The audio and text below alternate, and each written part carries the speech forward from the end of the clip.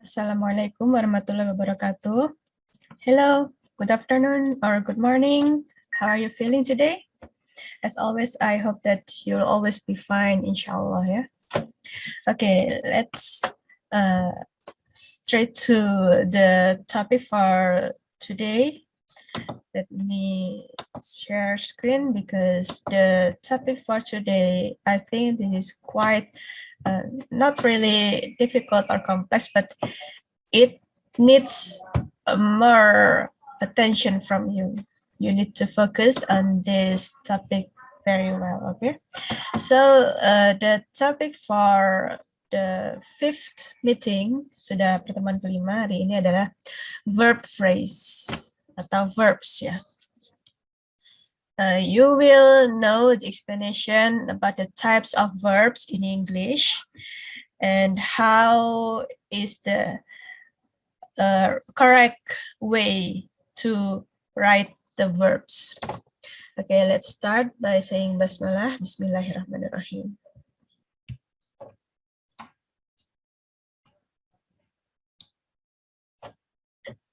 Verb phrase.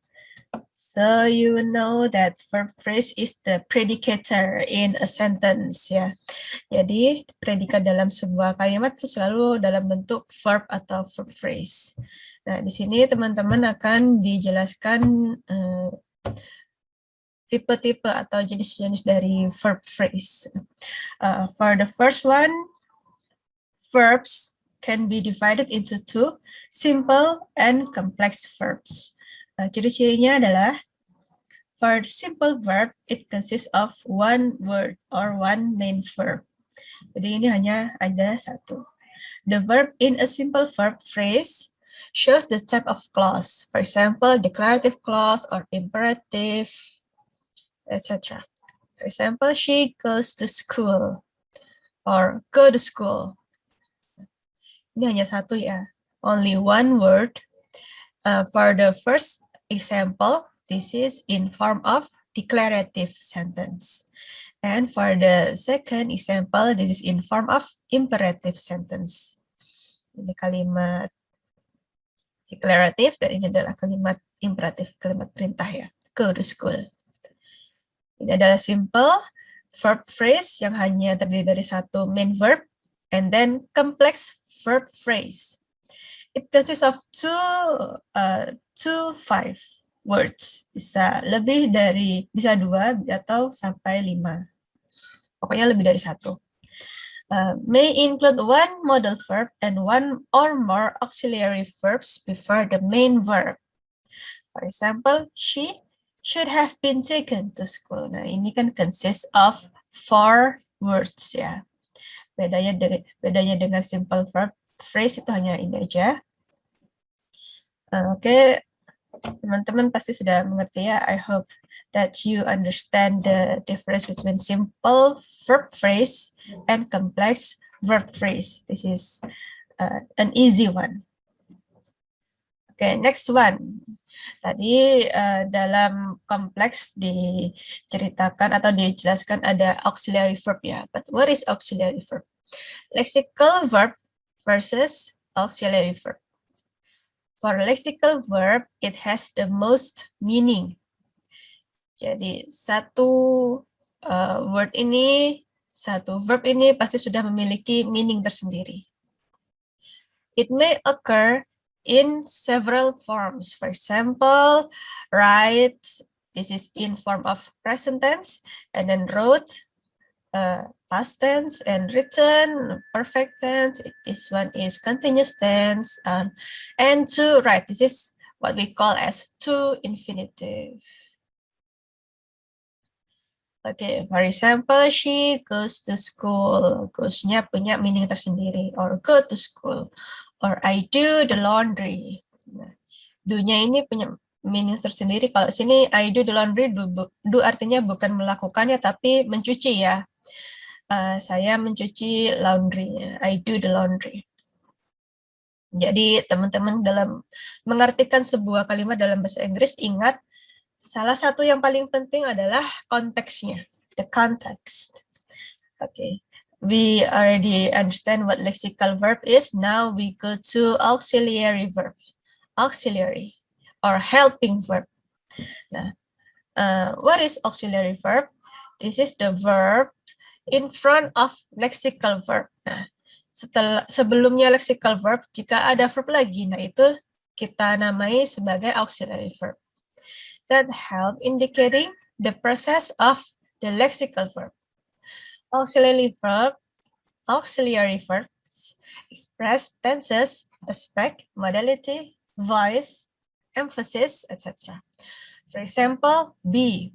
Semua jenis be ya, all types of be. For example, is, am, are, was, were, have been, etc. Has been, etc.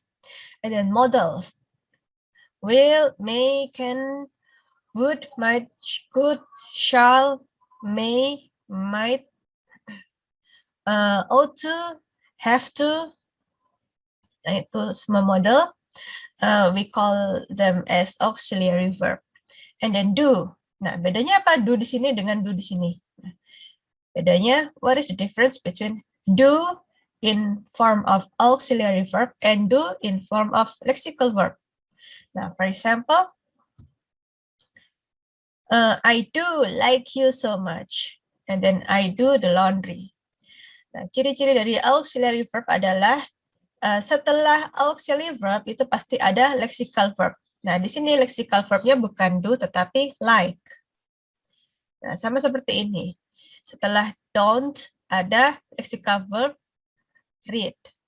Ini juga setelah model must, pasti ada lexical verbnya. Nah, ini adalah ciri-ciri yang membedakan. Nah, ini artinya apa? I do like you so much. Nah, I do di sini, dia memiliki fungsi sebagai emphasis ya, sebagai penekanan. Jadi misalnya kalau saya bilang cuma I like you so much, nah I like you so much itu tidak ada tekanan, tapi kalau I do like you so much, nah saya benar-benar menyukaimu, seperti itu. Itu adalah emphasis ya. This one is the further explanation of auxiliary verbs in verb phrases and their meanings. For example, modality. Modality. This is the, what is it? Rumusnya ya, the formula. Subject plus modal plus verb one in base form. Nah, base form itu maksudnya apa? Base form itu tidak ada embel-embel seperti SIS atau ing atau id gitu. Tidak ada. Nah, for example is this one. She will go to school later. Nah, bukan she will goes. Meskipun ini she, tapi go-nya itu tetap dalam base formnya. Bukan goes, tapi go. She will go to school later. And then he could make me a pancake. Pancake. Nah, make-nya ini harus base form ya. Tapi ini kan dalam bentuk past tense. Dalam past tense, nah past tense-nya itu dikemanakan? Past tense-nya itu dalam modelnya ini. Nah, gitu. Jadi bukan he could made me, tetapi he could make me. The lexical verbnya itu harus dalam bentuk verb one, base form. Base formnya tidak hanya verb one tapi base formnya. And then continuous, subject plus be plus verb ing. Be-nya terserah, bisa dalam present or past of perfect. I was thinking about you all day, or I am crying about. I'm crying while watching this movie. I am and I was, be-nya yang diubah-ubah. Be-nya yang diubah-ubah bergantung tenses-nya. And then for the meaning of perfect, subject plus have, has, and then plus verb 3. Ini dalam bentuk perfect tense ya. For example, the girls have all gone out together. Bukan gone ya, gone itu pistol. Gone. The girls have all gone out together. Have sama has-nya beda bergantung subjeknya ya. Pasti sudah paham. And then passive, subject plus be plus verb 3. Bedanya have, has. Kalau ini ada be-nya ya. For example, false, car, was. Nah, was-nya itu adalah be-nya. And then verb 3, stolen from outside her house. Ini adalah the basic formula for passive ya. Nanti pasti masih banyak lagi rumus tentang passive. Teman-teman pasti sudah tahu. Saya harap bisa belajar sendiri tentang rumus-rumus passive ini seperti apa, karena masih ada banyak lagi, tapi ini adalah basic formnya. Jadi teman-teman dalam membuat kalimat pasif saya harap sudah bisa belajar sendiri bagaimana caranya, karena ya tadi itu the formula is various, the formulas are various and you have to learn it by yourselves. And then the interrogative, for example, do or does atau did, you can, what is it? Bisa menyesuaikan ya. You can adapt this according to the tenses.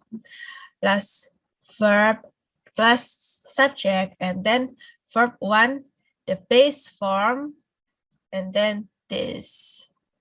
Tanda tanya. Interrogative mark or question mark. This one is question mark. For example, did they sell newspapers yesterday? Nah, please remember the base formnya. Base formnya sell, meskipun ini dalam bentuk past tense, tapi verbnya harus dalam bentuk base form. Seperti itu. Oke. Negative. Negative, subject, plus do or does or did, not, and verb 1 base form juga. For example, he didn't go anywhere. Jadi bukan he didn't went anywhere, tapi he didn't go anywhere. Go-nya base form. And then the emphatic. Emphatic itu sama kayak tadi ya, emphasis. Ada penekanan di situ. Do-nya itu dalam nadanya itu di-stress kan, ditekankan. Stressnya itu ditekan. Do plus verb 1 base form. For example, it does annoy me. Does-nya itu pasti harus di-stress kan, kayak tadi, I do like you. Gitu. It does annoy me when they make so much noise. Nah, meskipun ini it, tapi ini base form. Kemudian S-nya di mana? Kan biasanya kalau it kan SIS. Nah, itu ada di do-nya. Di sini jadi does. It does annoy me. Okay, these are the basic auxiliary verbs in verb phrases.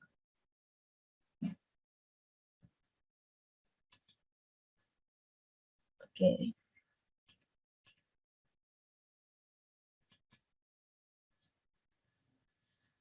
Tadi we have already known the differences between simple verb phrase and complex verb phrase, and then also lexical verb phrase and auxiliary verb phrase. And now we go to finite versus non-finite verbs or verb phrase. Yeah, finite verb, we can also call it as tense verbs. Nah, tense itu berarti dia menentukan tensesnya.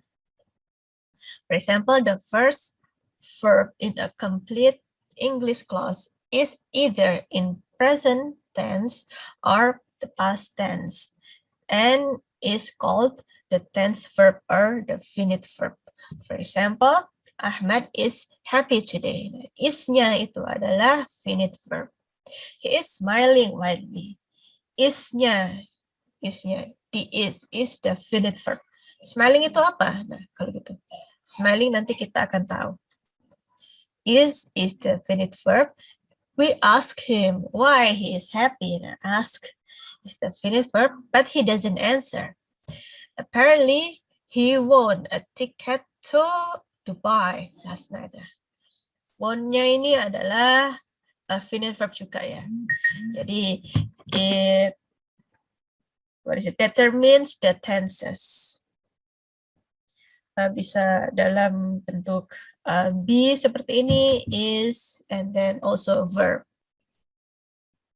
Tapi beda sama yang ini ya. Kenapa kok beda? Nah, kita akan tahu setelah ini.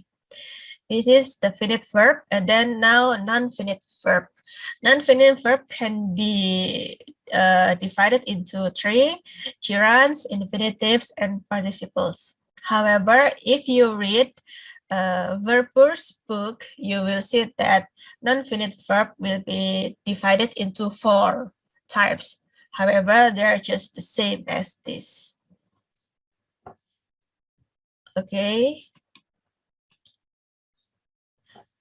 Okay, first type is gerunds.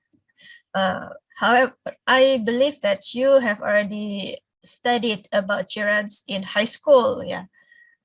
Jadi ini seharusnya it should be easy for you to follow this subject.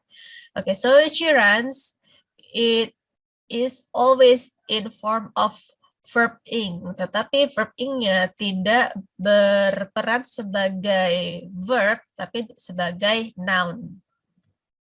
Nah, for example, I love running. I love running. I-nya subject, love-nya predikat, running-nya apa predikat? No, this one is object. Running-nya dalam bentuk kata benda. Running is good for your health. Nah, running, this one is a subject ya. Running is good for your health. This one is also a noun. Nah, jadi gerund can be an object and also it can be a subject. Kenapa? Karena subject dan object they are always in form of nouns. Selalu kata benda.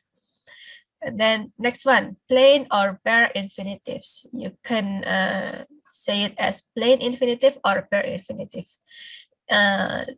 Plain infinitive is an infinitive that doesn't have to in front of the infinitive. Nggak pakai to.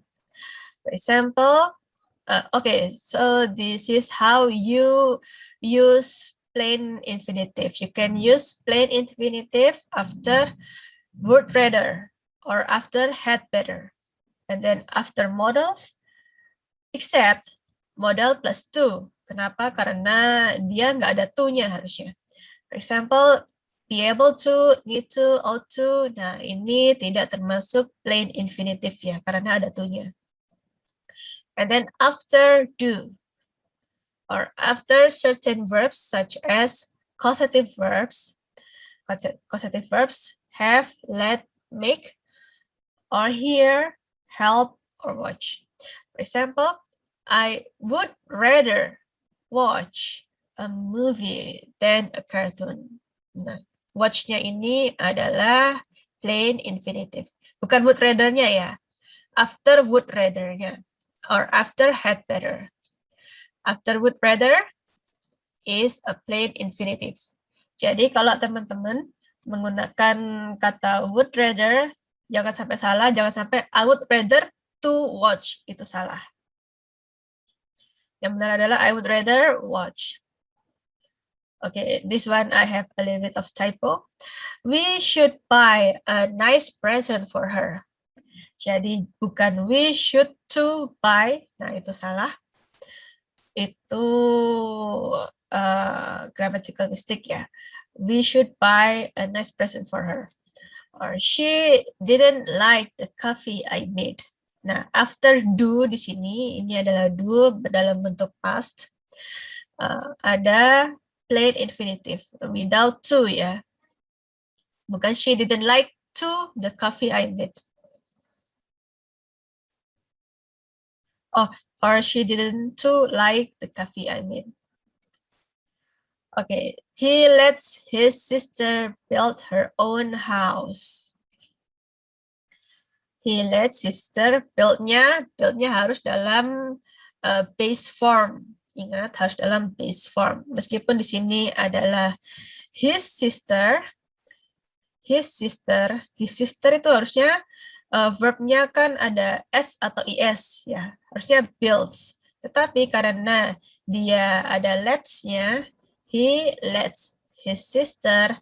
Nah, akhirnya meskipun ini subjeknya his sister, tapi verbnya tetap dalam verb one base form. Build her own house. Ini bersama dengan model ya. Model yang kayak tadi itu.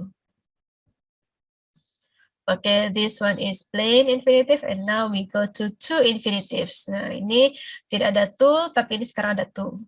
For example, I need to go to a hospital. We agreed to bring him to a hospital.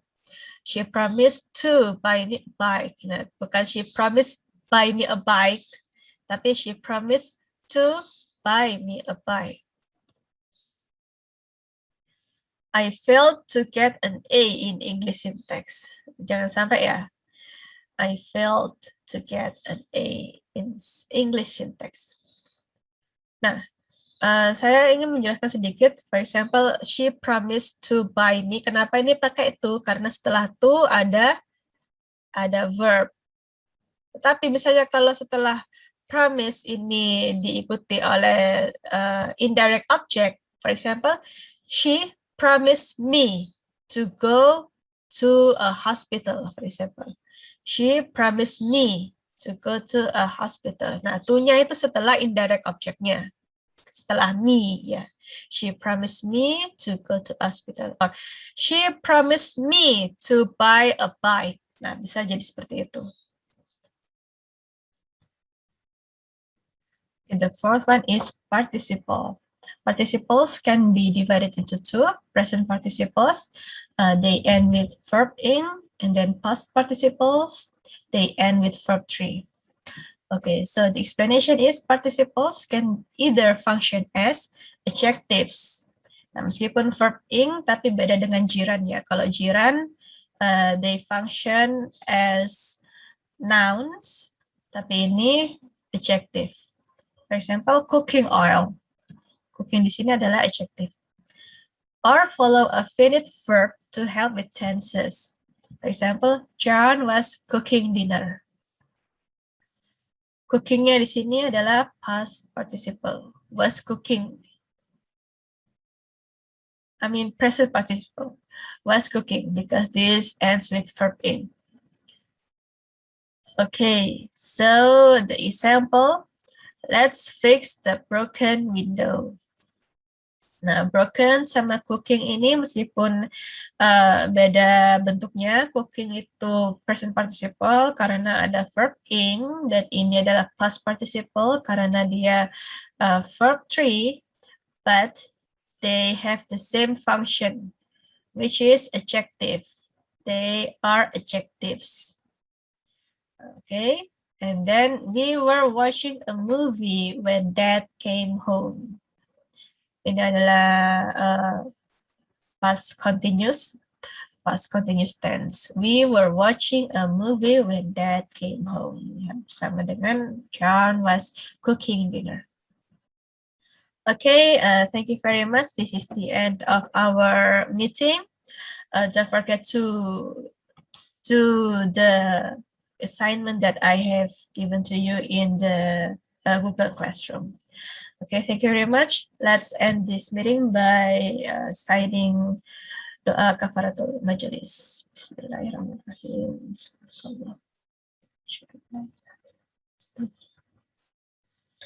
Okay, thank you very much. Don't forget to fill the attendance form. Wassalamualaikum warahmatullahi wabarakatuh.